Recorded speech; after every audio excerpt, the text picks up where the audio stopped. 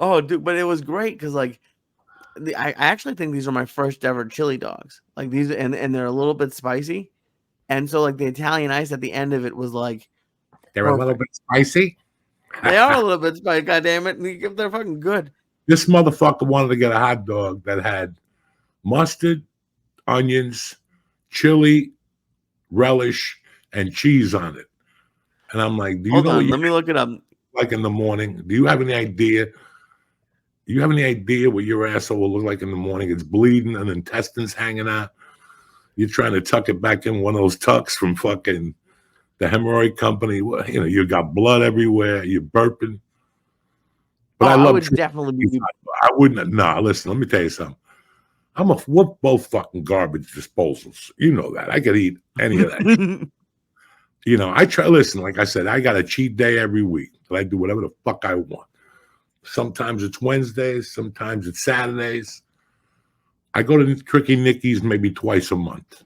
You know, I keep the hot dogs under control. But you work hard. You know, today I rode the bike and then I went to boxing class with Mercy. Tremendous. Mercy and me did Browns. So he would coach her for 3 minutes, and then she'd hit the bag, and then he'd coach me, and I hit pads while Mercy hit the bag. He made us do some drills. It was fucking tremendous. That's cool. And you did the whole class together? Yeah, it was just a 30-minute private, but we do it together. She signed up for 10, and I signed up for 10. So we both went together today because we both had nothing to do. I had to pick her up at 11. So that's perfect. Oh, but I found the hot dog. I want to. It's the longshoreman. The longshore. Mustard. Yep, mustard, hot onions, chilies, and cheese. Yeah, your asshole will blow like the back of the Batmobile. You know what I'm saying? Oh, we didn't go for any dinner. I didn't see you till late Friday night. I went to Jimmy Florentine's 60th birthday party, which was fucking tremendous. And my other goddamn water. I always bring 2 or 3 waters. I drink a lot of water. You know what I'm saying? You always got to drink. You always got to hydrate when you got shrooms like these. Take a look at these motherfuckers. Jesus. Look at this fucking thing. I thought that was no shit. Oh, no, we do. I don't know how you do. You don't need any honey? Yeah. Oh, it looks like it tastes great. No, I put it under my lip to get the juice out, so it hits you on the bottom. And boom, here we are. Shit. Oh, yeah, we got like 20 minutes left. Getting ready to start the party on a fucking Monday night, Tuesday morning. You know, got to kick it off right. I had a great weekend. I got bad news yesterday. I'm sorry. No. I'm sorry. I hate when people say that. You know, not sorry. I don't even know what the bad news is, but it might be good news to me. Angel Salazar died. I did see that. I got hit up by a few people, and then you wake up Monday morning, everybody's got a picture with him, you know, rest in peace, the bullshit, God forbid, you know. And I was like, well, I don't have an angel picture, you know, and I was like, what? I'm only teasing. Right. But it was weird. I started thinking about it. Angel was a fucking character. Like, I met him in 1993 while I was going to an open mic. He wasn't an open micer, was he? No. He was Comedy Store trained. He was in Scarface. He was in a couple movies, but that guy could do some fucking comedy. You know, a lot of people didn't appreciate his style. We'll get to that later. But he walked out of a bodega, like in Hell's Kitchen. And I was walking past, and I just turned around. I said, hey, man, you know, I always thought he was just an actor. Then I found out through people he was a comedian. I tried, you know, in those days, there was no internet in 93. So you could look up somebody's set. So, and I approached him like a gentleman. And I go, I'm a big fan of yours. I just started stand-up comedy. Dog, this guy was so nice right off the bat. He goes, walk with me. We walked like 2 blocks. And he goes, where you going? He goes, oh, go there. And then he goes, what are you doing next Wednesday night? And he gave me a flyer for an improv show called El Barrio USA. And it was in the Village. And he Okay. gave me his number. Holy shit. And he told me to come down. And I went that Wednesday night. And as I got $4 in my pocket, Lee. As I'm walking in, Fucko's walking out. Eric Clapton. Holy shit. Eric Clapton was there to watch something. I didn't ask. I didn't, none of my business. But I went there, and then during one of the breaks, I went in the back. They said, yeah, he was waiting for you. And he told me to go up and do set. Go up and do 6 minutes. And I'm like, no. And he's like, go up. That's what a real comedian does and all this shit. Vete, Jose Antonio. And I went up there and ate a bag of dicks. I mean, it was just awful. Awful. And I walked off the stage, and he shook my hand. Then he didn't talk to me the rest of the night. He thought I was going to go away, but I called him the next day, and I apologized. And he goes, bro, I did worse. He goes, keep doing it. And then he goes, I'm doing a show. Come by. But I didn't do that night. And then I moved back to Colorado. And then I became a regular at the store, and I saw all his pictures. And I inquired. He got chased out of the store by Kennison. What? Kennison stole his girlfriend. They were at war. I don't really know. I just asked Mitzi one time, and she was like, it wasn't good, but I miss Angel. But I got to do a lot of work with him, And he was one of those guys that was very interesting. This had to be from 97 to like 2001. I must have done 8 weeks with him. Wow. And did he remember you from when you first met? Mm-hmm. He remembered me, and he goes, I'm proud you stuck with it. Then I told him I was a regular at the store, and he fucking loved it. And we worked in El Paso one time. And it was, okay. Like when you work with a name, like a big name, and all week long as a feature, you're writing your jokes down, you're learning his fucking cadence, you're learning his credits. And you get there that Friday, he's on a TV show. And you get there, and the guy's a dick. And then to top it off, he ain't that fucking funny. Not at all. Like, people were walking out off 4 shows and shit. Angel was one of the first guys that I thought was a celebrity that destroyed the room, Lee. Like, destroyed it. And I knew what those names were getting. And I knew what he was getting at the time. And they were getting a steal. He was selling out all the shows, and every show was a standing ovation. Don't ask me what he said. He would change. He would be with a diaper.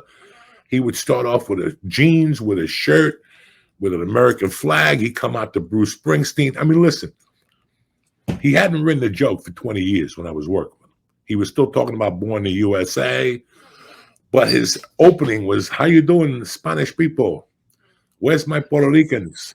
Where's my Cubans? Where's my Mexicans? And he would go, where's my Colombians? And he'd go, I want to talk to you after the show. And he would just fucking, and it was kind of hacky. It was very hacky at some points, but it didn't matter. He was making them, he was destroying them. And I always learned the lesson that it doesn't matter what TV show they're on.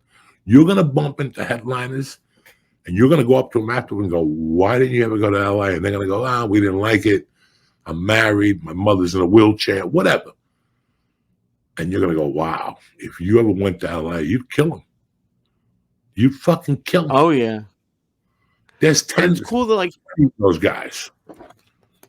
I mean, a lot of great, especially around here, there's a lot of great headliners who just don't want to leave. But it was cool. It's cool to hear. Credit. It's nothing to do with that shit. Meanwhile, you work with a guy that's on an ABC show, and he's fucking god awful. He's god awful. Like, I'm just saying ABC, NBC. The only TV guy I worked with that was solid was Tim Allen. That dude was fucking solid. He was a comic, I never worked with Seinfeld, but Roseanne was solid. When Tom Rhodes got his TV show in the mid-90s, he was solid. Margaret Cho was solid. There's people who get put on shows and they run with it. And God bless them. But when you go see them live, you're like, I'm never coming to this again. And And it's it's sad. weird as a feature because, like, as a feature, you expect it. I expect, and I was spoiled around you guys, but I expect as a headliner that they're going to come in and destroy it. Yeah, And then to just like see some headliners who are just not very good, or and not then at that level. I'll put it that way. they're douchebags. To top it all off, they have a publicist with them and 2 agents and a manager and a fucking trainer, and you're like, oh, are you fucking eating this dick hook, line, and sinker? Let's get this party started on a Tuesday morning. What's happening, you beautiful savages? It's Tuesday, August the 13th. The check-in is brought to you by Bluechew. Listen, if you want to sling dick like a savage, you're going to need Bluechew. They're a unique online service that sends ED medicine straight to your front door. Nobody knows nothing. They got the same active ingredients as Viagra and Cialis and Levitra, and it's super effective, but just a fraction of the price.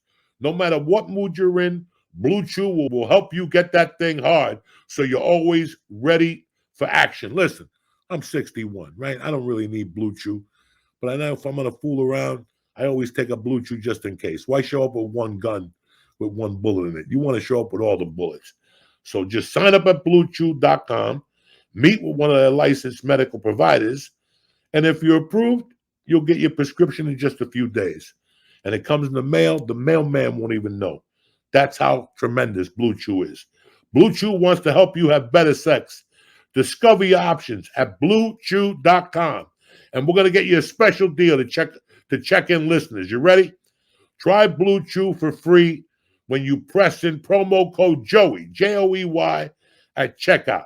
Just pay $5 shipping. That's it. That's bluechew.com, promo code Joey to receive your first month free. Visit bluechew.com for more details and important safety information. If it works for Uncle Joey, it'll work for you. Let's get this party started. Turn off your TVs, run for your lives. It's over. They didn't put you on this planet just to give up. If Uncle Joey could do it, I can rule the world. That's what you gotta be thinking. Welcome back to show.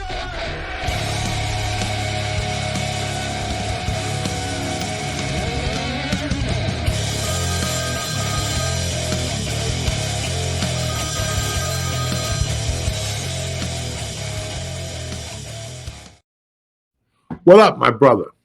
Great to see you, dude. Great to see you, too. You just left here 2 days ago. How good is it to see me, cocksucker? God damn it. You're the only person who can take a compliment or a nice thing and make it annoying. I don't want a compliment. Just talk to me. You just left. It's like people, oh, you look great. I'm looking like an old billy goat. My skin's sagging. I got white hair. I got missing patches like I mugged a chick and she robbed my hair. You know, how good can I look? Once my eyebrows turn white, I'll be a fucking albino. Nobody will see me. I have to live in a fucking... Will you color them? No. No? Okay. Bad enough I got to color my hair to shoot videos and whatnot. Listen, I colored my hair 2 weeks ago, and it just disappeared. That means it's over. That means at least you have something to color. I don't got shit to color. That's your problem. You got to get a wig or something. You got to shave your ass and super glue it to your forehead, whatever. I've thought about it. They're doing it now. There are people flying to Turkey to do that shit. Like, and they get like hair transplants. It's apparently great. But like, would you fly to Turkey to get like? Should I? Let me tell you, what am I going to eat in Turkey? You know what I'm saying? I'll come back a skeleton. So I'd rather as well keep my bald head and not go to Turkey. What? There's no place in Mexico that do that shit. I don't know. I've heard like it's the experts in Turkey. Unless they're the experts in Turkey, but you're always going to have that line. Right. You always have that forehead line. People are going to look at you, oh, that's a wig, or, you know, he did a fuck and he shaved his back. He shaved the guy's back and put it on his head. You know, you're always going to have that fucking line. And it just, sometimes it look good, but sometimes it just looks like you got a fucking wig, even though it's your own hair. Oh, and that one, like, that would be terrible. But there is, I'm just thinking, and he's a nice guy, but there's a pharmacist at a CVS near me that just has a toupee, but like never matched the color. It just, he's an older dude, and it doesn't, he's not fooling anybody. Like, it just, I never wanted to be that guy. Nah, there's old guys that one morning go, who am I fooling? I might as well just put it on. It could be a red wig, and I got white hair. It look really like is. a fireman. It really is. You know, you could just do this shit so much before you go, what am I thinking? When you walk into a place with a wig, you think you're fooling anybody? You know, and what was killing me about the wigs was, in Hollywood especially, all those motherfuckers got hair pieces and they all have the fucking redone hairdo. And they're What? getting, yeah, half of those motherfuckers. No. Oh, yeah, wigs, That fuck. Yeah, they do the fucking hair thing on the off season. They spray paint their head. Dog, I was on movies, okay? you're like big level actors have fake hair. All of them. A lot of them. A Holy lot of shit. them get to the set and they put on little wigs and little pieces. And that, hey, dog, you want to hire a 75-year-old, he ain't going to come in there looking like fucking George Reeves. You know what I'm saying? Like Superman in the 1950s. Right. But 75, like and I don't want to say anyone's name and have them get mad. I'm thinking like A-list level like action star is like partially bald, or are you talking about like older guys? I'm talking about there's a ton of them. There's a bunch of younger guys that have done the hair weaves and the pieces, and they Yeah. get jobs, and you see it. And you know, the guy from Jack, whatever his name was, with the mustache. What's his name on TV? Jack On which Lasso. one? Ted Lasso. Oh yeah. He's got a wig mustache to boot, and I got to deal with it. I got to sit there. I gotta deal with it. 20 years ago, nobody would talk to you if you had a hairpiece. Now people are too nice. Like you go up to somebody with a hairpiece, you got like a 2-minute conversation. They're like, listen, talk to me when you take the wig off, and they move on. You know, I can't talk to you with that fucking hamburger meat on your head. Did you ever mess with a guy who had a toupee, like when you were a kid? I worked with a guy and I'd tell him to take it off every day. Come on. Take it off. And then I would tell him I'm going to fucking take that toupee and rob it. And he'd go, no, I paid $7,000 for it. You know, I would never. What are you going to do with a fucking stolen toupee? Who are you going to sell it to? You know, that's a, you know, who are you going to sell a toupee to? Unless you go to like an old folks home and get the small 50. Yeah. I'm just glad I never did it. I wish I could get this lasered. I wish I could get like that ring I have. Like just hey, I hate it. You know, Nothing ever comes up here. I'm goofing on it, but it's not a funny issue for a lot of people because they take it very serious. Listen, man, I grew up with a kid that he threw away his life in search of hair. He went to Egypt. He painted it. He did everything he could, and it just wasn't working. And his dad had a full head of hair. And it used to be, look, this kid was, and he was a good looking kid. The hats, the wigs, the fucking whole thing. And at the end of the day, all that treatment, not a fucking hair came up. Oh no, it never. And that's the problem. I think that's like how I got lucky is I was never like a good looking dude. It wasn't like I was getting a lot of chicks with hair, so it never really bothered me. If I was a good looking dude, that'd be terrible. Listen, looks don't matter. When you got the heart of a tiger and a big dick, you just got to sell the dick and see what happens. You know what I'm saying? And you tell them right off the bat, I'm not a good-looking guy. I don't want to meet your family. I just want to slice you. You know, I don't want to meet nobody. It's like that dude says, I'm not good-looking, but I'm not shy. You got, you know, that never meant nothing. I've seen some ugly motherfuckers and some bitches lately.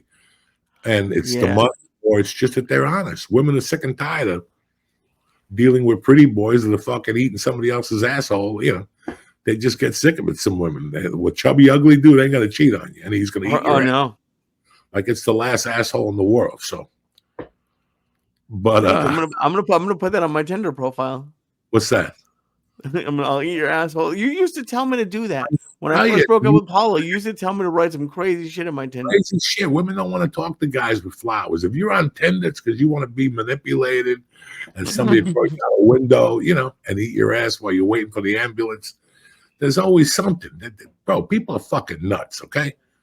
Yes, they are. And when people talk about sexual fantasies and all that shit, people are nuts. People are nuts. You don't like talking about your fantasies?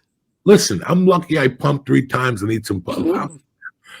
I was never a sexual guy in the sense of like putting roses on a bed, or because the payoff was never going to be big for me. When I did coke, I enjoyed it more than when I'm sober. I don't really, it wasn't my style when I was For me to get crazy, I had to get coke in me and make me talk evil and tell them I want to suck your spine out of your back. And, you know. But you know what's like, that's the stuff that works. Like, I never did roses on the bed, but like I was never really like a big, like, you know, dirty talk, like stuff like that. And but they would much rather you tell them that you're gonna like than say nothing or be like shy. Oh, listen.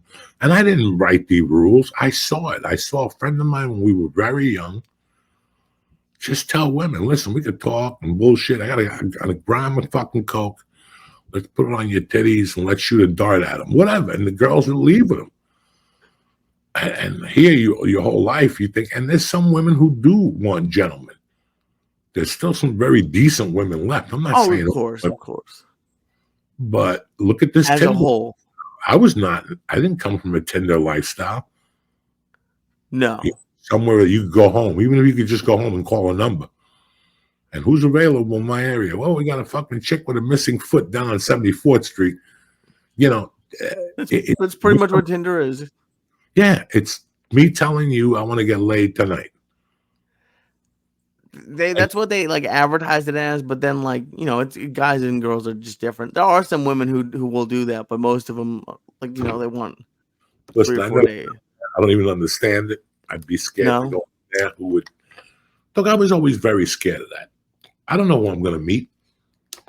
Oh yeah, well they do. I will say they like are a little bit more careful now. Like you have to submit like another picture, so like they know you are who you say. But people get around it. It's definitely kind of creepy. Take them for lunch first. At least you get them. There's that commercial with the chick who goes to fucking a silent date or whatever the fuck you call him, and the guy comes out. He's like, "Oh, it's your lucky night. I forgot my wallet," and she's like, "Bam." Because I couldn't. That's the part where I couldn't handle. What's that like? Like I got tricked when I was 31 years old, and you ain't tricking me again. When I got into comedy in 1995, I told you I went to Michigan on the way back from driving for fucking 3 days. My shoulders get locked. Okay. And I seen all these signs from masseuses. I didn't know nothing. I never went to a fucking masseuse.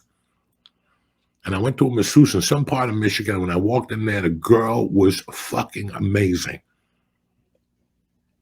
And then when I walked in the back, she threw the B team at me.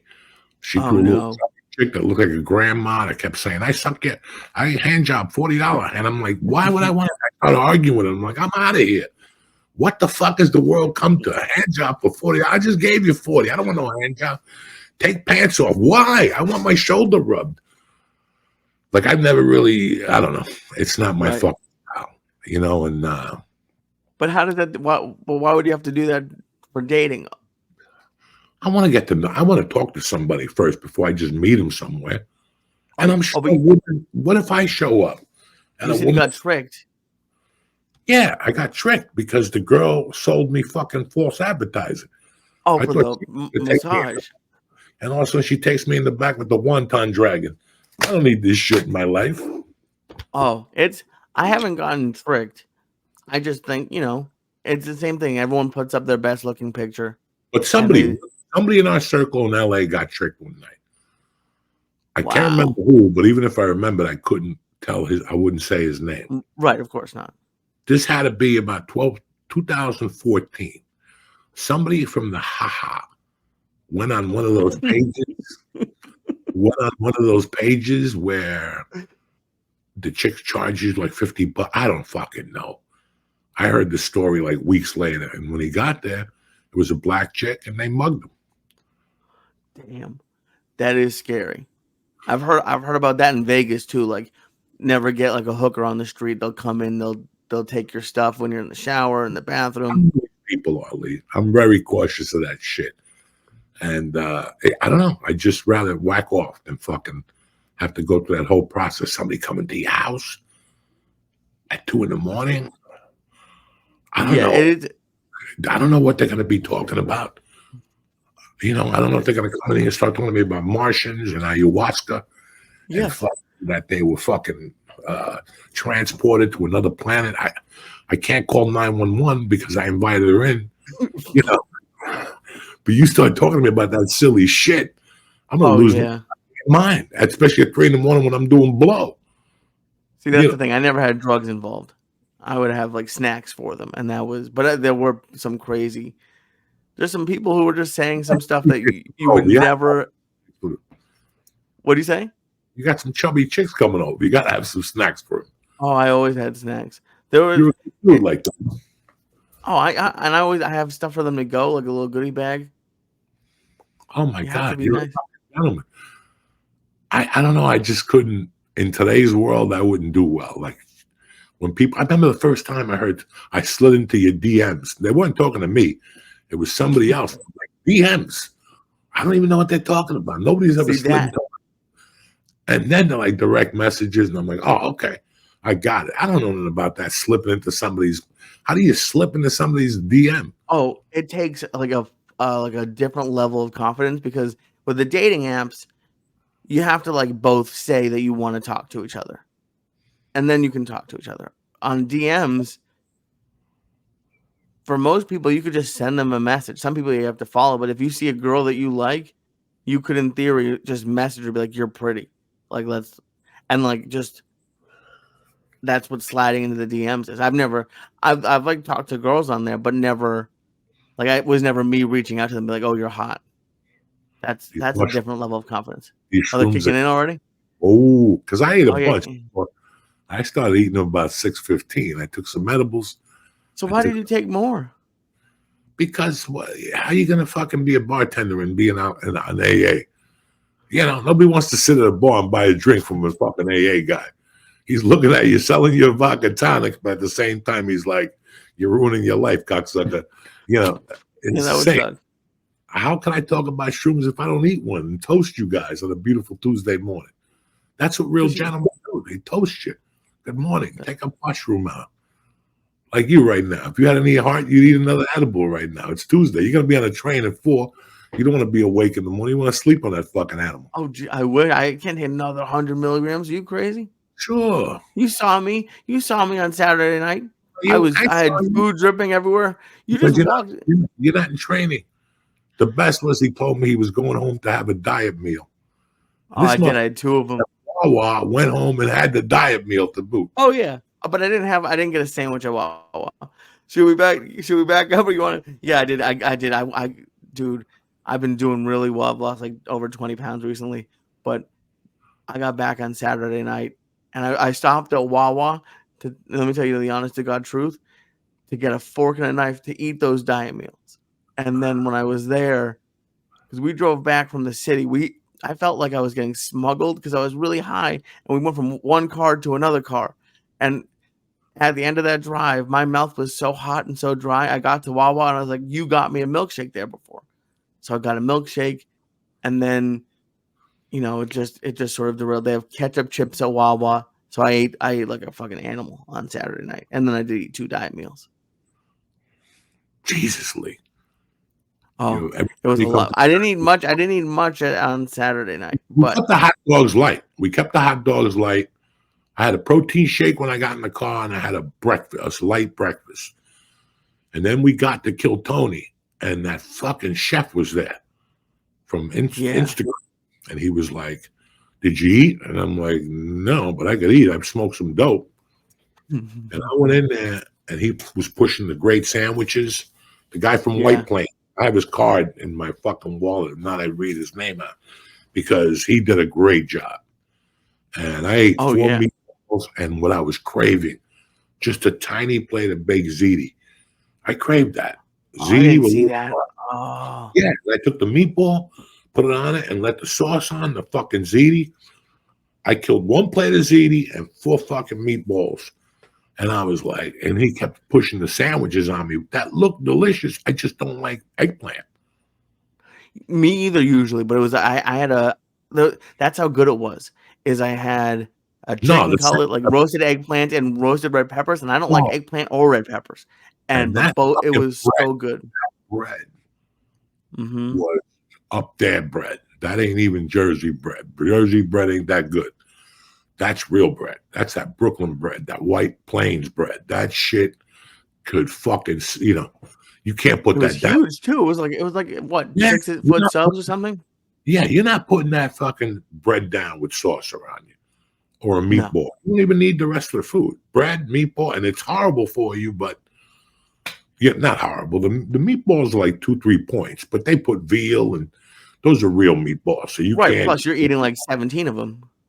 I ate 4. I used to be able to eat 16 of those things. So Wow. trust me, 4 is not bad. When they're that good and that clean, you know, it's not like fucking some guy cooking meatballs. These meatballs were, you know, I want to talk to him. That's why I saved his card, because I'm going to call him and set up a meatball challenge. There's a dude in Jersey who makes a meatball that'll fucking kill you. Is it just a dude or a restaurant? It's a dude, special. Oh, nice. Okay. It'll fucking kill Nice. you. It'll kill you. It's that good. El Nino has a good meatball, but it's a Wagyu meatball, and you get 3 of them for $90. I'm not talking about that. They're phenomenal meatballs. Right. I'm talking plain Jane meatballs. What these guys sell every day. Those are the best 2 meatballs I've had in 50 fucking years. And I love my fucking meatballs. You know what I'm saying? Oh, now I'm getting that shit again. Hold on. I'm going to talk to these motherfuckers about DraftKings. NFL is right around the corner. I'll be back. What's happened, you beautiful people? As you know, UFC 305 is around the corner. And DraftKings Sportsbook, the official sports betting partner of the UFC, is here to bring you a tremendous opportunity. The middleweight title is on the line for the main event. Plus, the card is totally stacked. As far as I'm concerned, this is one of the best cards of the year, and you don't want to miss it. Speaking of stacked, if you're new to DraftKings, listen up. New customers bet $5 to get $150 in bonus bets instantly. Just like that. Putting a few coins on the line makes everything way more fun. If you've been bored this summer, you're not going to be bored anymore, because DraftKings has you covered. Here's how you get in on the action. Download the DraftKings Sportsbook app right now. Not tomorrow, not Tuesday. Now, use code Joey. That code Joey for new customers only gets you $150 in bonus bets when you bet $5. Again, for the cheap seats. Code Joey for new customers to get $150 in bonus bets when you just bet $5. UFC 305 is going to be a ripper of a good time. Only on DraftKings. The crown is yours. Gambling problem? Call 1-800-GAMBLER. Or in West Virginia, visit 1-800-GAMBLER.net. In New York, call 877-8-HOPE-NY or text HOPE-NY 467-369. In Connecticut, help is available for problem gambling. Call 888-789-7777 or visit ccpg.org. Please play responsibly. On behalf of Boot Hill Casino and Resort in Kansas, 21 and over. Age varies by jurisdiction. Bonus bets expire 168 hours after issuance. Deposit and eligibility restrictions apply. See terms and responsible gaming resources at dkng.co/MMA. We're back, bitches. Don't forget, DraftKings, football, fantasies coming up. You still got baseball. You got a great UFC fight coming up. And that's it, and that's that. But let's get to Kill Tony now. Yeah. I learned a lot the other night, and I spoke about it on the Patreon podcast today. Hard work pays off. Sticking with something pays off. When you first start something, people always want to knock you down. Why are you doing that? Nothing's ever going to happen. Blah, blah, blah. And look what happened. I mean, I think the podcast has been going like since 2010, 2011, 2009. And the reality of it started in a 90-seat room. That's the fucking reality of that podcast. And you saw what I saw on Saturday. 4 levels of fucking people packed. And it started with a 90-person commitment. Oh, they're just a show in general, yeah. Yeah, I don't know what to tell you. And that's what I was explaining to people, that you read about all these people. Like when you grew up in Boston, who was a local guy when you were growing up that went to the pros, or, you know, let's just say Doug Flutie. I don't know if he's from here, but I think he is. He went to Boston College. He's from Boston? I don't know. Let's just say. I'm looking for somebody that came from your county that you looked at one day and go, oh my God, he made it to the Reds I don't know if I could do that, but at least it opens your eyes. Right. It gets you interested of what things you could do. Because as you're growing up, you look at your neighbor, unless you grow up in Beverly Hills or fucking, you look at your neighbor and you're like, everybody's blue collar. Everybody works. You know what's kind of, yeah, it's not sports, but for me, it was Chris Evans. He went to my high school and he Captain America. There you go. Not even sports. Okay. So when you saw that, it opened your eyes. Yeah. A little bit. Even if you said that's not what I want to do, it just goes to show you what a person from your neighborhood could do. People fucking do things, Mm-hmm. But then you meet somebody. And for us, it's either a comic. For me, the first person I met was my neighbor. We were neighbors for a month. He would come over at night. We'd split a bag of reefer. He was a little younger than I was. His girlfriend and my girlfriend danced together. And we were neighbors. And him and I became pretty tight at night. After the Comedy Store, he'd come to shows. Like I said, one day he came in. I asked him where he was. He says he was in fucking Ohio shooting a commercial for 3 days. And he goes, it was weird because they made me switch bags. To make a long story short, his first check was $250,000. Okay? And he got another fucking $500,000 or something. He bought a house. He bought a 5 Series BMW. Him and the girl got married. She stopped wiggling. So when you see that, you go, wow. Now, stupid and you're ignorant, you get mad and you go, he's lucky. I'll never be that lucky, because guys like us feel that we either got to rob you or win the lottery to ever be millionaires. It's never really going to happen in your fucking lifetime. Nobody else in your family were millionaires. Why would you? There's so many negatives around you. But then you get to Hollywood. And for me, it was real. It was Ralphie May. How many fucking times did we share money to go to fucking Rouse and buy Coke Cuts at 3 a.m, or go to Jack in the Box, or to buy a bottle of vodka? It was real. And all of a sudden one day, he moved into a gated community, and 2 months later, he was in the house. Wow. And that has to do something to you as somebody's friend, not make you jealous or angry. I knew Ralphie had done the hard work. I fucking knew it. He deserved everything he got. And once you start feeling that way and going, that could be me. That could be me if I keep doing it. It'll happen. It'll happen because you surrounded yourself with people that are doing things. Yeah. And it's not for you to come to me and go, fucking Ralphie got another deal. Josh Wolf is making this much. No, it's for you to go, mental note. I'm beating that. For me, it was the first time I heard Martin Lawrence made $10,000 an episode on Def Jam. I was like, that's my number.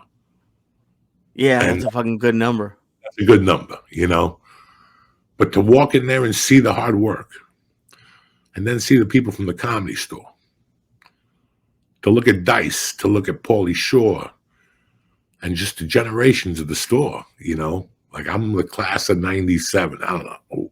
Who gives a fuck? That's hard work, man. And that's why I took you. I wanted you to see, because you knew the podcast. I think you did kill Tony early on, didn't you? No, not yet.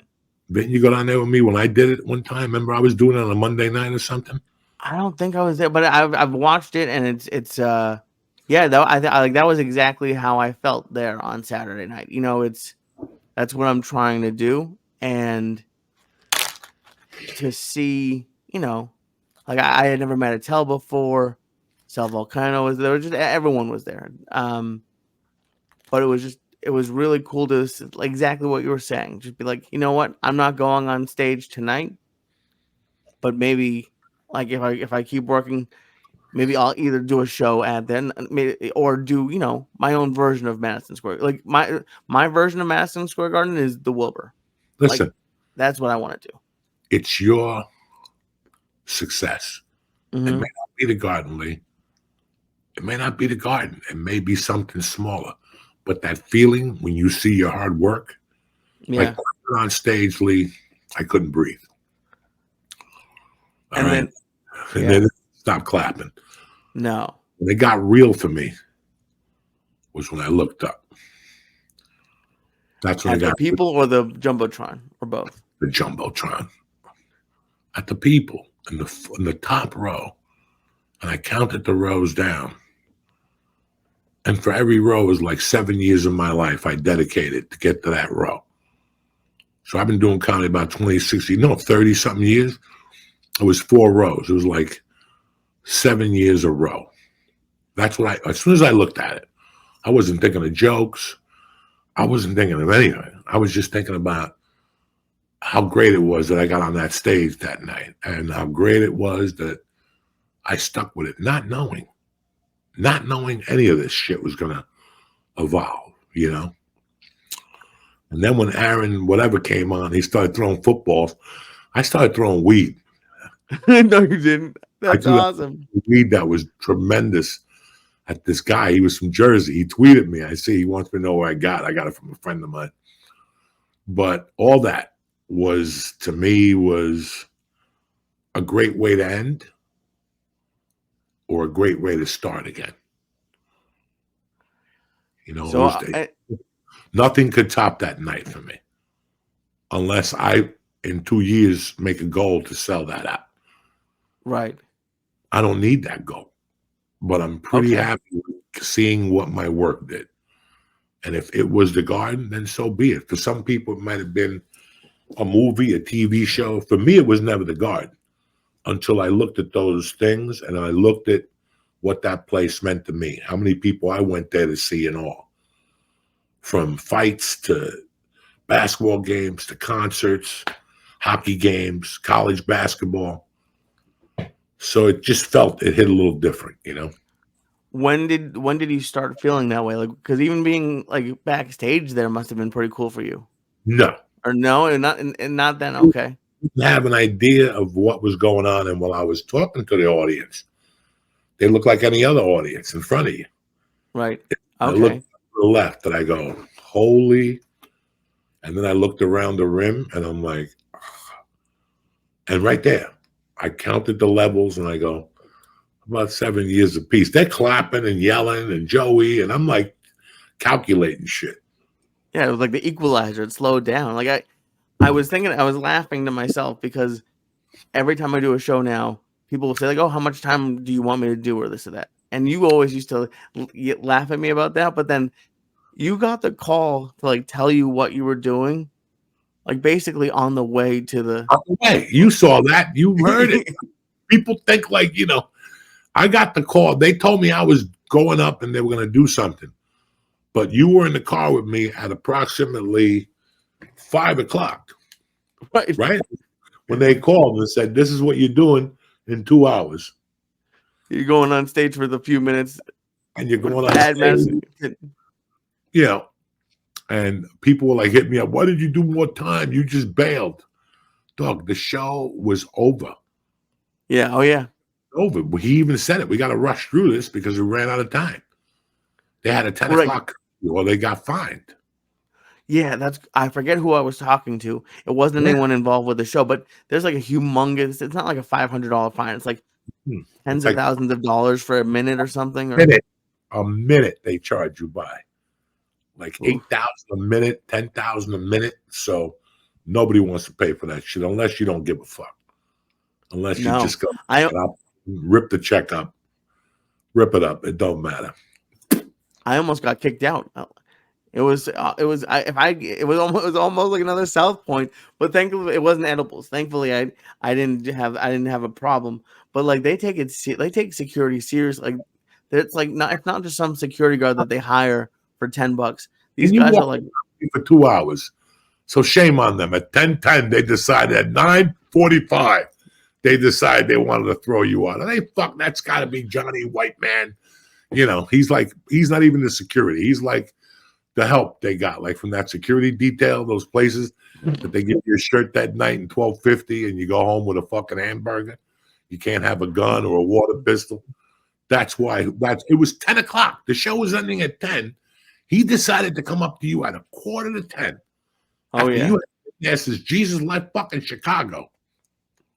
And thank God for Steve Simone. He saved me. He found the guy. He's getting the small 15 an hour and a hamburger. And all of a sudden he wants to play rental cop at fucking 10 to fucking And you're like, guy, are you fucking kidding me? Oh, I would have been pissed because that dude. I haven't heard of like everyone. Like the show was great. Everyone did great. All the panelists were awesome. Tony and Red Band were awesome. But then like when they announced you at the basically end of the show, like I've never heard that was like huge. Well, that must have been the biggest you've ever gotten, I would imagine. No, I got a bigger audience crowd at a 200-seater one time. Lee, are you retarded? There's 18,000. A little bit right now. Yeah, a little bit right now. 18,000 people.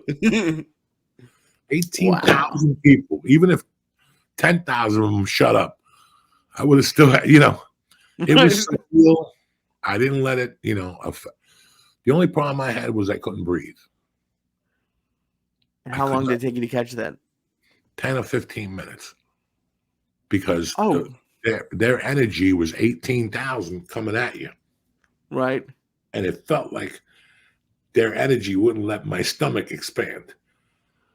So I was just yelling, without letting my stomach expand. And then when I got off and they made me come up, I ran up those stairs to boot. I'm like, I'm going to fucking die. I just held on to the thing. I was singing with the drummer because I couldn't move. I just make him believe I was singing with the drummer. Did you like see yourself in the stadium, like as a kid, like in the places you sat? Like what was going on? What was going through your head? All I kept thinking about was I talking about going there for the fucking circus. That's all I kept thinking about. I had gone there for millions of things, but all I think about when I go in there that's humorous to me is the circus. For years, people were like, did you see Gladiator? No, I went to the circus when I was fucking 6. I went to the circus in New York City. Whatever they did throughout the country, they would fucking have to do it better here. So they eliminated the net. If you fall, you fall. This is New York City, Kids getting hit in the head with fucking lights. The next year they came back with like Special Olympian helmets. They didn't even know what Special Olympian.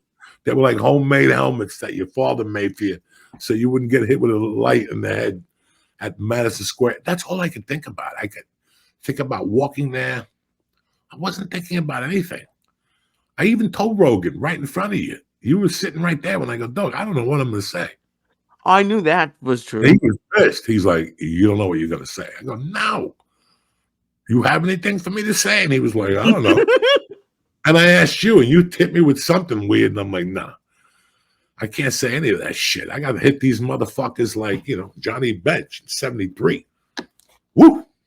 Oh, yeah. And you did. Like you, and that's when you really should record. Is every time you've ever said to me that you don't know what you're going to say, it's like it's been your best sets, which is crazy. Because you dig deep in the fucking murky waters. You know what I'm saying? Those mushrooms are doing good. You're yawning. Oh, yeah. I love these shrooms. I'll be on fire in about an hour. Woo! Ready to go. Ready to kill. You know what I'm saying? But yeah, now I don't know what to do. I don't know what my next move is. I still remember walking out of the garden and that hot Puerto Rican girl talking to me about, I remind her of her father. I'm like, that's not what I want to fucking hear from, Oh, that's a bummer. Yeah. Yeah, she was great. She was funny as hell, though. Oh, but yeah. A great night, but I was happier for you, Lee. Me, I'm an old man. What do I give a fuck? But I was happier for you. I wasn't even happy about going on stage as much as I was happy for Red Band and Tony. Right. I'm very proud of those guys. Those guys are what I dreamed of, that everybody could do.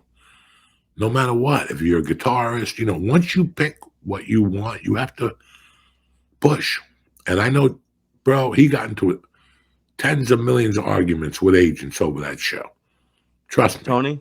Yeah, I know what's going on in the background. And he did his dream, man. So for that, I got to toast that motherfucker. That's big. When people tell you what to do and you tell them, fuck you, and you win, that's big.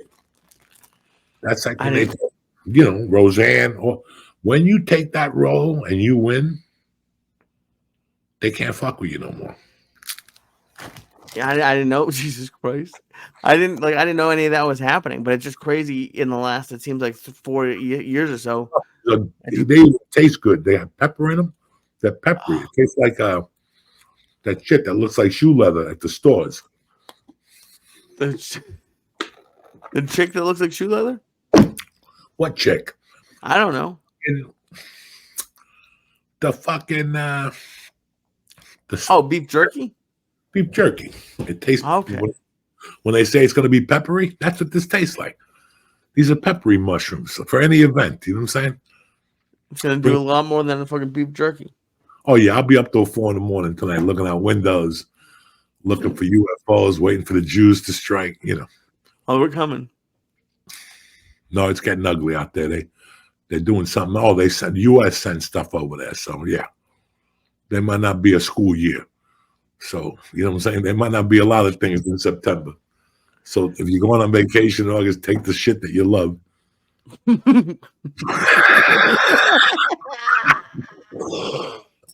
Because like I said before, we rock hardcore. Once the fucking Israel starts launching those missiles, they're gonna hit anything. Like if you live in Pittsburgh, I'd be scared. Anything with the begins with P, Pennsylvania, Pittsburgh, Philadelphia, fucking even Oregon got to look out. Paramus, yeah. That's like an hour from my house. That's why I'm on delay. Anything with a P, they're gonna fucking, you know. So good luck to everybody. Why do you think I'm eating mushrooms at 9 o'clock at night? Because I'm optimistic. This is not going to be good. You know what I'm saying? Oh, but no, that was a great night. Oh yeah. You know, in so many ways. But it was to me, it was like a Comedy Store night also. Mitchie Shaw was there. But then to wake up Sunday and see poor Angel was dead. That's sad. The last Angel story I heard was from Rochester, New York, because Angel was a savage. Right. And he had 2 shows on a Saturday night. I told this on the Rogan show and I got in trouble. Angel sent me like a long message, and I'll tell you what he said to me. So I hadn't seen Angel in years. I used to party with Angel. You know, I used to do everything with Angel. Angel's a good dude. I was just thinking about this. What was I talking about? Your last story of Angel Salazar, I think in Rochester. I told the Rochester story on Rogan, and he sent me a message. It's not the way you said it. But anyway, so he goes to Rochester. He has 2 brilliant shows on Friday night. Now it's Saturday night. He goes out Friday night with his creepy friends. They do coke till like fucking 2 in the afternoon like usual. The guy's fucking 60 years old. He's got 2 shows. He goes, does the first show, and he kills. He tells the owner of the club, listen, I'm going in. I'm going to close the door. I'm going to take a little nap. I didn't sleep too good last night. He closed the door. They knock on the door an hour later, no Angel. An hour 10, no Angel. An hour 15, they kick the door down. There's Angel foaming from the fucking mouth. You know, the whole thing. I wonder why he had a problem with you telling this story. They gave him tea. They gave him nitrous oxide. They woke him up, and he went on stage. And he did like 20 minutes. He was just falling apart. So they took him off stage, and they put him back on the couch, and he slept. And then when he woke up, they carried him out to his Jeep and scotch taped his check to the fucking windshield. When he woke up, he was outside in the Jeep. So when he heard me tell the story, he reached out to me immediately. He goes, you were wrong. He goes, they roofied me, so they didn't have to pay me. Just the fact that somebody would roofie you when you're 62 years old. Yeah, he was the real fucking deal, dog. This was no joke. He was going into towns. I still remember working in a condo with him, like living in a condo with him. Right. And he wasn't even in town yet. The phone was ringing. Drug dealers calling. Is Angel there? We got a package for him. Tell him to call Julio when he gets to town. I'm like, fucking who has a drug? And that's when I started having drug dealers waiting for me after I saw his lead. Really? I worked with him in Miami on New Year's Eve. And it was one of the second biggest bombings of my life. What happened? Me, him, my girlfriend, and 2 other crazy chicks snorted coke like till 4 in the afternoon the next day in somebody's crazy apartment, and that was a friend of his. He just took us all. He didn't know. I knew the girls. I knew them for a long. In fact, I'm still friends with them. And he didn't know my girlfriend. And he just said, "Come, everything's taken care of." We were there till 4 in the fucking afternoon, New Year's Day. And did you have a show? No, we had a show the next day, the second. Oh, okay. But I bombed so fucking. That was the second time I worked Miami, but I had never worked New Year's. It wasn't the same audience that they usually get. So I went up there thinking it was a Wednesday night. Ooh, Lordy. No bueno. I bombed 2 shows that night. Oh, no. And were they both bad? Like, Bad. There was no food left. The salmon was coming out late. I could say 1,000 excuses, but it was me. right. I came out the wrong way, and I didn't read my audience. It was an older audience. They were Jewish people from West Palm Beach. Oh, okay. Speaking Spanish, and they looked at me like, "Not tonight, there, fucking boy. If you're not gonna iron my shirts, don't be talking that shit tonight. It's New Year's Eve." I would love to see you do that in front of old Jewish people. Because, yeah, Well, I died a slow death that fucking day. and what year was it, do you think? 2000, New Year's. No, 2000. 99. 2000, I was in El Paso with a magician. 99, I was in Miami with him. How did it go with the magician? Not too good. Not too good. It never does go well. These clubs hire different genres, and I appreciate it.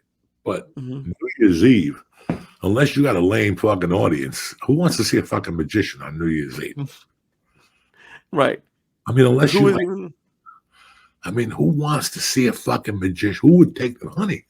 Guess what? You know that comedy club on Main Street? There's a magician down there on New Year's Eve. We should get our friends. And if you got 2 other people that go with you to see a magician, you got to take all 4 of those people, sit them down, and put the gas on. You know, who the fuck goes to see a magician on New Year's Eve? I want to see a dove disappear on New Year's Eve. You don't? No, I want to see a bird disappear, some guy with a top hat. What about card tricks? No, are you fucking crazy? When I was 10, that's good for New Year's. Some guy comes in and does 3 card tricks and I'm the way. But fuck you. I don't want to see no fucking magician on New Year's Eve, dog. Who was even there? Like, were there like more than 10 people there? Bunch of Mexicans were there, but they don't like magicians either. They started walking out after me. Oh no. Mexicans don't like magicians. I know you don't. No, I don't like magicians. Whatever. Don't get me started on magicians. It's a nice night. I'm happy. I don't want to bring it down. But no, yeah, dude, Kill Tony was just amazing. It was so cool to see, like, just everybody. Nah, for me, it was more than just, I was blown away. Mm-hmm. I was really blown away by the work, what they did, how they, Tony and Red Band, man. And they kept doing it during the pandemic. Yeah. And it was selling out during the pandemic, big in Austin.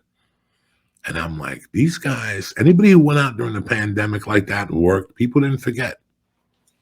No, and I think they were also really smart with, like, they do a great job on YouTube. And I think, like, that's people love watching it. It's like, podcasts are great and I love them, but, like, if it's mostly audio, like, you have to have some YouTube, and if it's a great YouTube, if it's like a real actual show, it's gonna do great. It's do great. Like we did a live podcast with the church. Yeah. And after a while I said, we can't sustain it. Mm-hmm. Like, it wasn't sustainable at the time. I was traveling, it would have been great to do a tour with the podcast at that time. We would have fucking done great. Right, yeah. Looking back in hindsight, it would have done great, but it was just too much with the road. I was trying to get it in on Thursday nights. Do you remember? Like, I talked to a few clubs and like, we'd rather you just do stand up. They didn't understand the concept then. No. And go ahead. I'm sorry. No. It's an even weirder concept for anyone who's ever been to, like, a comedy open mic. like they're terrible to go watch. Like a lot of open mics are just awful to. But then like how they added their own little their special part, and they have the great guests. It's like it almost shouldn't work, but then like the way they wove it all together, it's perfect. Listen, with the band Yeah, and everything, I love open mics. really. I don't love to see people bomb as well as how they react to the bomb. You're going to bomb on stage, Lee, but if you let the audience know that you're bombing, you're going to bomb harder. Right. When you're a young comic, you'll start saying like, ooh, this is a long night. You start blaming the audience on stage, and you're just digging yourself into a deeper hole. Just digging yourself into a deeper hole. You've seen it. And that's what I liked about open mics, that I wanted to see how people reacted to not doing well. Because that's the learning process. I know I'm not doing well, but I'm not giving up. I'm going to go back around. I'm going to go back to basics. And trust me, some nights it's just not your fucking night, man. I was there tons of those nights. But some nights you start off great and there's a lull. A lot of people, and you learn how to get yourself out of the lull. Right. Oh, yeah. And I can't even. Then because I cut a 45-minute set into 3 pieces. Okay. I cut it into 15-minute chunks. That's how you should look at it. So there's 3 periods. You can lose the first 2 periods and still come back the 3rd period and win. Wow. Just destroy it. You could win the first round, lose the second, and come back strong on the 3rd, but you're not going to recover from the 2nd and 3rd from them 2 fucking rounds. It's just not going to work out for you. Right. And that's how I looked at it. I always looked at headlining when I started getting better at it as 15-minute chunks. And between those 15-minute chunks, you could dick around a little bit to add 2-3 minutes to it before you go into that other fucking chunk to rip their hearts out for the last time. That's a whole new level. What's that? Just like looking at, because to me, I'm at the point where if I'm doing 45 or more, I'm just doing pretty much every joke I've ever written. No. I want you to look at it in 15-minute spots and break it up. Intro, medium. Remember when you went to school and they taught you how to write a letter? Right. Same thing. Absolutely.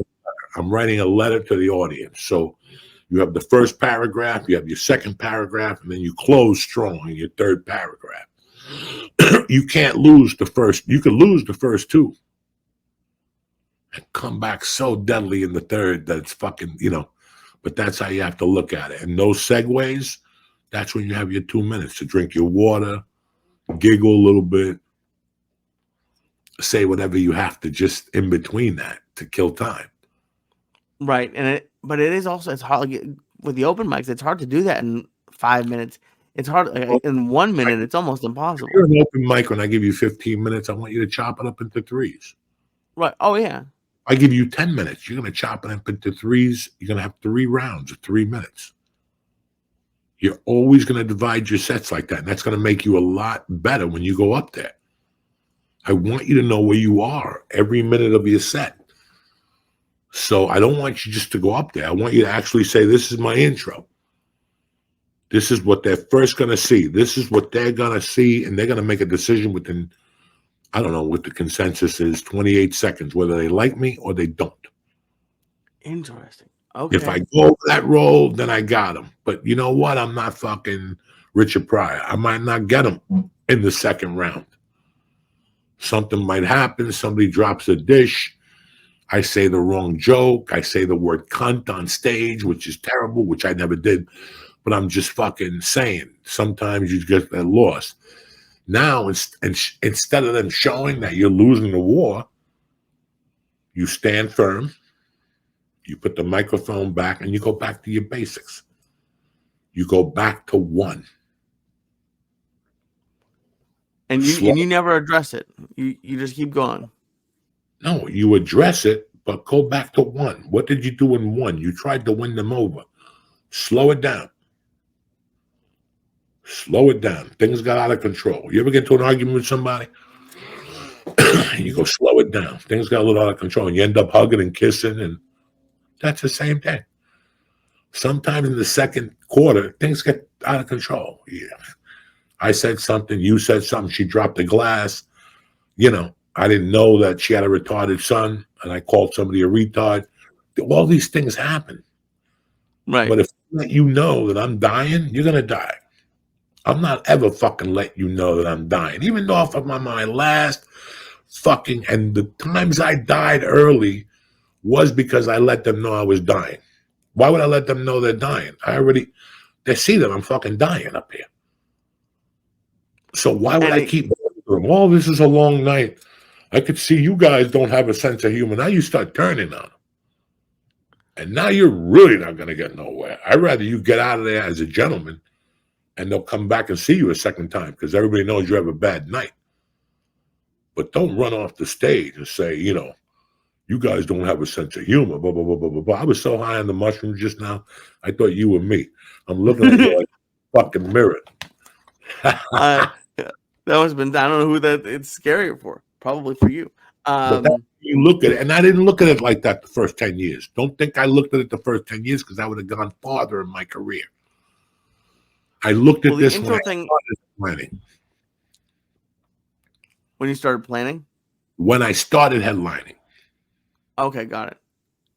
If you're emceeing and you got a 15-minute spot, you got three 5-minute quarters. If you're a feature, you have anywhere from 25 to 30 minutes. You got 3 10-minute quarters. And if you're a headliner, you got 3 15-minute quarters. Then anything you do after that is if you're winning at 45, take a chance, but don't give them too much, because then they won't come back. Right, it's better to get off earlier. Get the fuck out of there. It's really a hard chemistry, and it's hard to actually make that map early on because you don't trust yourself where it's going to go. But that's the best way. I took that from talking on the phone, selling on the phone. They have, I could call, I'll have, for a month or for 2 months, I'll call you, and the guy that's looking over my shoulder is telling me to tell you what's on that sheet. But after 90 days, he don't bother me no more. He knows I'm already a good salesman. So I become cocky. And what do? I go off the script. And then for 2 months, I don't sell dick. I might sell 1 or 2, but I ain't going to sell like I used to. And then you go back to the script. I never really wanted to have a script on stage. I wanted to know where I was and where I was going. I could switch third quarter with the second quarter at any time. And you would. Absolutely. If that first quarter material's not winning, let's hit them with the fucking heater. Let's go with the third quarter. I don't do that enough. And then also, what you just blew my mind with is because you always hear about the closer, the closing bit. But I'm thinking back to a lot of my bombs, and I think it's because of the opening bit. I would try something new. And do you think the opening is almost as important? In the beginning, and it fails, you still got 3 quarters. Right, but you were talking about first impressions. So I'm saying to have a really good opening joke is super important. When I got into comedy, I loved Dice and I loved Bill Hicks, but I also loved Lenny Clark out of Boston. Mm-hmm. Because the minute Lenny Clark touched a microphone, he went to work. He brought Boston on stage with him. I believe that you could write some of them. I was on a plane one time and I landed in Vegas and I read what happens in Vegas stays in Vegas. And I added, if I fuck you in the ass, I'm telling somebody. Right, that's a great one. Line to go out there, the first joke, and say, that's tough. How you guys doing? Listen, before we get started, at the airport, I read something. What happens in Vegas stays in Vegas. That's all good. But if I fuck in the ass, I'm telling somebody. That is such a horrible way to open it. Really? You're either 50 or 50, but I also knew what I had behind me. Right. I also and there's also your audience. No. No, it wasn't. Oh, I okay. started that joke when I was a feature act. Oh shit. Okay. Yeah. So I knew what was coming behind that could save that wall. You're not going to take the wall from me. I'm just going to come out and try something new. And then I didn't keep the joke, but every time I went to Vegas, I used the joke. That's a great joke. I didn't say it throughout the rest of the year or any other towns or use it in a bit. I just used it in Vegas. So it's really interesting before, you start headlining to really look at your sets like that before you start doing anything. I wish I would have done my sets like that in 1995. I would have been a way better comic, but I was too busy snorting the dust off the field. You know what I'm saying? Hey, it worked out, but no, that's gems. I love it. I love these little things because it changes how I do everything. What do you got this week, cocksucker? This week I am at Hutke's in Westfield on Wednesday night with Lemire Lee. On Thursday through Saturday, I'm at Comics Mohegan opening up for Jesus Trejo. I'm very excited. One Fucking show great. Thursday, one show Friday, 2 Saturday. Send him my love. That guy's a soldier, Jesus Jesus Trejo. is amazing. But yeah, if I get a chance, I'll give you a call tomorrow when you're in the city, see what's going on. I know I got something early, and my wife's going to take Mercy tomorrow because she has to work Wednesday. So I'll be around, my brother. But knock 'em dead. Keep Thanks, doing buddy. what you do. Thank you for coming with me to kill Tony, and I knew you would get something out of it. That's what it was for. Well, thank you for having. That was what I was doing. And I'm happy that you said that in public that I didn't know till we were in the car 2 hours before the fucking show. Let's just tell these fucking people I don't know nothing. So and you're yeah, great. yeah, because I was scared to death. I was It scared to didn't fuck. show. No, I'm not. That's what I'm saying. That comes through years of never let them see you sweat. I'll see you next week, cocksucker. Stay black.